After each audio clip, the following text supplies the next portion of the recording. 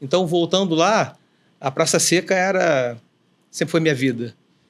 E eu fiquei ali até 2015, Bom tempo. pouco tempo atrás. Você deu muito trabalho para tua Nossa, mãe? eu dei muito trabalho para minha mãe e meu pai. Hein, Renato? Eu dei muito trabalho para minha mãe e meu pai. Os cabelos brancos do meu pai se devem muito a mim. Nossa eu fui um adolescente Senhora. rebelde. Cabelo comprido? Não de Não cabelo chegou? comprido, mas fui um adolescente rebelde que fugi de casa. Eu já confrontava umas opiniões, sobretudo do meu pai. Naquela época ainda não sabia o que era direito, mas eu era inconformado. Eu sempre fui muito inconformado, sabe? Mas ali começou... Acho que quando eu tinha uns 14 a 16 anos, começou uma veia empreendedora que eu me descobri montando bicicleta na rua. Então eu montava bicicleta... E vendia? Vivia montava disso? bicicleta, as tais mountain bikes hoje, né? E cortava guidon, adaptava isso, montava roda e vendia, mas eu curtia muito, era muito curtição minha, né? Dali eu comecei a ver a oportunidade de vender alguma coisa. Vender alguma coisa sempre me encantou, sabe? Brilhava meu olho. E aí eu montei uma barraca, um trailer de cachorro-quente com um grande amigo meu, Luiz, que não está mais entre nós, mas o Luiz era um querido, era apaixonado pela Xuxa. Então a gente colocou o nome da barraca de XX Dog. E ali começou uma veia empreendedora. A rua inteira comprava da gente. A gente vendia muito sanduíche. Qual é o segredo? Eu acho que o segredo é o carinho com que você faz as coisas. Atenção ao cliente, né? Atenção ao cliente, o carinho que você faz as coisas. É uma coisa intuitiva da sua parte. Como você recebe... Eu gosto de gente. Eu gosto de gente. Isso é importante. Né? Eu gosto muito de gente. Então, eu gosto de estar perto. Eu gosto de ver o que o outro precisa. Eu gosto de agradar. Então, ali eu já começava a ter uma veia ali empreendedora e comecei a gostar muito de comprar e vender. E seu pai, militar, educação rígida, nossa, aí o filho dele vai lá e monta um trailer de cachorro-quente? Como é que ficou? Mas isso eu ainda estudava. Então, eu estudava, colégio tradicional, Garriga de Menezes, na freguesia, 50 anos de colégio tradicionalíssimo ali, de caderneta, de uniforme, né? Cantando hino nacional. O Garriga foi para mim uma grande escola. E hoje existe o Garriga ainda. Hoje eu moro perto da minha escola. E toda vez que eu passo por lá eu me emociono. Mas ali eu comecei a ver que eu comprar insumo, transformar e vender no sanduíche me dava dinheiro. Ali despertou sua veia, né?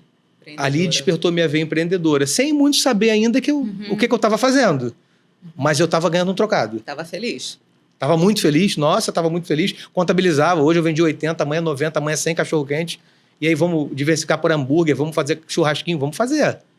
Você ia para a cozinha, montava os cachorros? Como é que é? Eu sempre gostei muito de cozinhar desde cedo, porque minha mãe, uma grande professora, né? Minha mãe, nossa, como cozinha bem. É mesmo? Cozinha maravilhosamente bem. Então via minha mãe cozinhando todo dia e comecei a gostar daquilo. Minha mãe falava assim, Renato, não precisa se preocupar com ele se não tiver comida, se a gente sair. Falava pro meu pai, porque Renato se vira. Então eu sempre gostei de cozinhar e ali eu fiz a fórmula do cachorro-quente, a fórmula dá certo, né? A fórmula dá certo do molho, sabe? Do ketchup perfeito, da marca de mostarda perfeita, daquela maionese, daquele queijo parmesão. Enfim, o conjunto era muito bom. De um pão fresquinho. E aí, se o produto é bom, se o atendimento é bom, a coisa vai. Sim. Mas com os mesmos 16 anos, eu comecei a aprender violão.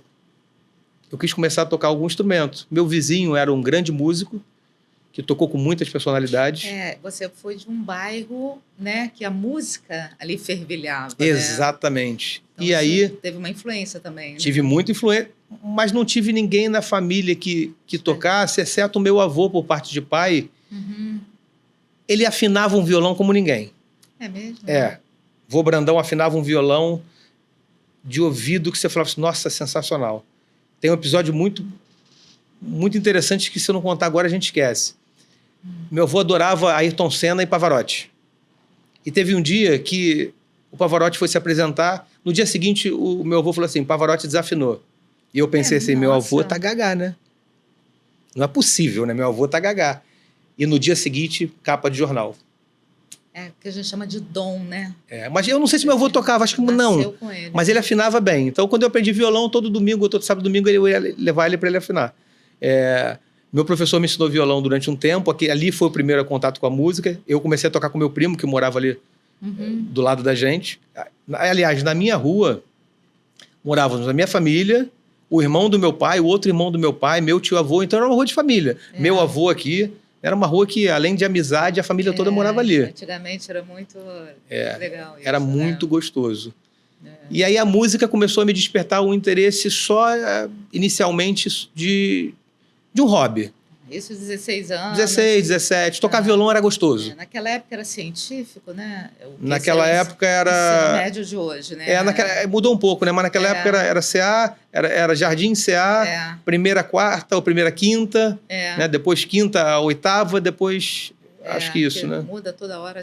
Muda toda hora. Mas você já estava naquela reta de o que você vai ser quando crescer? Mas estudando. Assim, a gente foi criado muito... uma percepção que você tem que fazer um bom colégio, você tem que fazer uma boa faculdade, de preferência falar inglês, mas se não falar inglês tem que ser um bom profissional para trabalhar numa grande empresa. E se você conseguir trabalhar numa grande empresa, ganhar um bom salário, conseguir ter sua residência, sua casa própria e ter seu carro próprio, você venceu na vida. Uma vida estável. Muita criação dos anos 80, anos 90, né? Como é que você deu certo na vida? Tenho minha casa própria, tenho um bom carro, tenho uma vida boa, a chamada classe média, e eu dei certo na vida. E tem estabilidade. Tá ali na empresa, entrou e vai morrer ali, né? Isso, na época, não era um problema para mim. Embora não passasse pela minha cabeça o que eu ia fazer. Mas, de alguma forma, sempre me pareceu estranho eu ter que trabalhar para alguém me remunerar. Porque... se eu abrir o trailer e eu me remunerava, de uma certa forma eu já estava praticando uma atividade empresarial, mesmo sem saber o que eu fazia. Já era dono do seu negócio. Já era dono do meu negócio. Quanto mais eu vendia, mais eu ganhava. Né? E aí, ali começou a despertar uma paixão por vendas que eu desconhecia. Eu tive um avô materno, vô Alcino, ele morreu muito novo. Que dizem que ele era... eu tive muito pouco contato. Eu era muito criança ainda. Mas dizem que ele era um comerciante nato, um cara de negócios. E ter vindo do Espírito Santo e deixar o que ele deixou, realmente... a gente vê que ele era um cara de negócio, deixou muitos imóveis para a família.